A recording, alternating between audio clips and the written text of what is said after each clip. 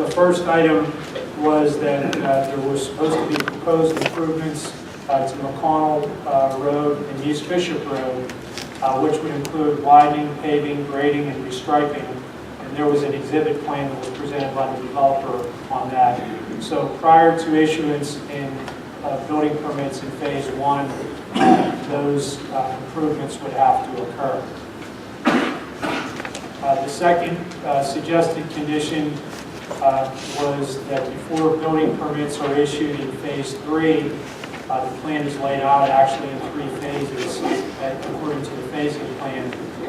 There will be improvements made to the intersection of Riverside and East Bishop Road, again to include widening, paving, grading, and restriping in accordance with an exhibit that the developer has provided.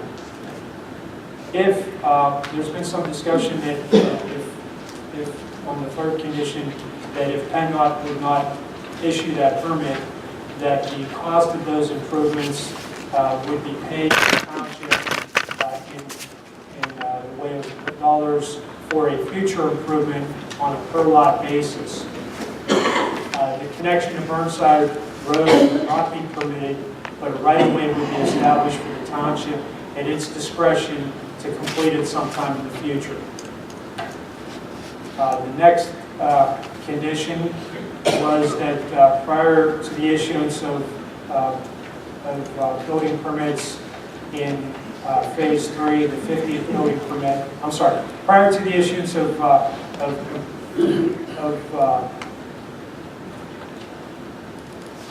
building permits for phase 3, that there would be improvements to McConnell Road from East Bishop Road to 100 feet east of the development entrance to the municipal standard. If after testing no improvement is required, the developer would have to bond the road from East Bishop Road to Cecil Hendersonville Road. That's the 2 state roads. That's the local part between the 2 state roads at $25,000 per mile. The bond should account for any repairs that the township may have to the road during the duration of the project. And then secondly, it would be advisable that under that same condition that the road would be videotaped prior to the start of construction to document its condition. And then if there are no improvements required to the standard, that prior to the issuance of the 50th building permit in phase 3, that the developer shall commit to a milling and an 1.5 inch bearing surface to the portion of the road from McConnell Road to 100 feet east of the development entrance. The next suggested condition is that the road crossing of the Montour Trail shall be a concrete bridge with a minimum 50-year life expectancy in accordance with AASHTO standards and be waterproof throughout. The next condition is that the submission of final plans shall be made and approved by the Board of Supervisors. And then finally, this final suggested condition is that the developer agrees to these conditions initially included on the final PRD submission, and the plan shall be recorded. That's the summary, Mr. Chairman. I know it's a lot to digest, and if you read everything in between, there's a lot to digest of that. So are there any questions generally about the conditions that were discussed?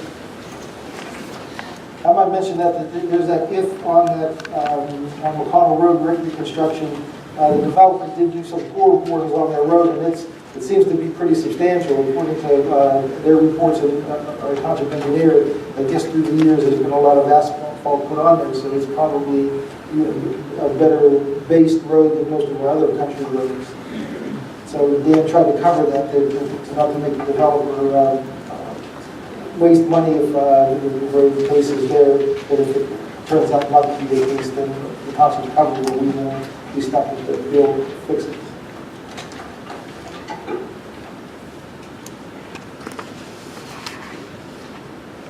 Any comments? Or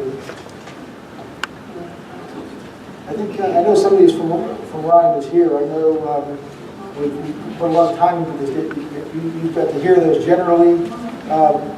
if you have any questions, it might be a good time to mention it before we vote on it. If you saw anything that was out of line of what you expected or hoped for. No, generally in agreement with everything else. We appreciate the opportunity. All right, for that preliminary tentative approval for the McConnell Road Planned PRD by Ryan, is there a motion to approve that application with these conditions? Actually, we're doing that right, conditions on the application or conditions on the conditional use hearing? Chris, help me with that. We had a conditional use hearing for the PRD. These conditions apply to the conditional use approval, not necessarily, I don't think, the tentative approval of the plan itself. These are associated with the tentative approval.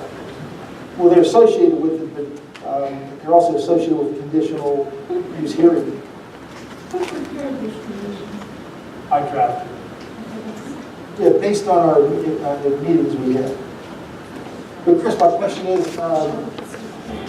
just apply these conditions to tentative approval. That's good enough? Yeah, the NPC authorizes us to attach conditions to tentative approval that the applicant can reject or accept. So it's appropriate to attach them to the tentative approval. And then when they submit the final plan, one of the conditions is they would attach these, put the conditions right on the plan, and then we would record that plan so that it's part of the record. I'm glad you guys remember this. It's been so long, I've forgiven me. All right, is there a motion to approve this tentative plan with these conditions as you have in front of you?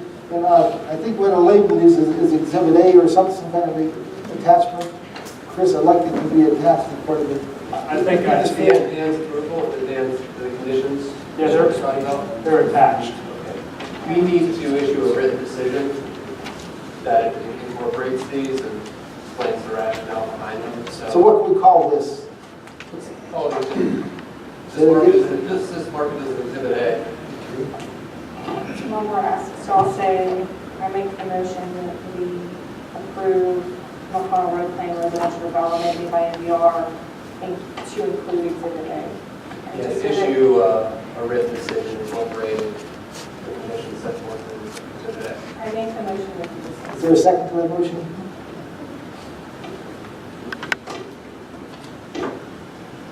Need a second? I'll second that motion. Those in favor signify by saying aye. Aye. Those opposed? Opposed. I don't think that the record shows 3-1. The motion carries.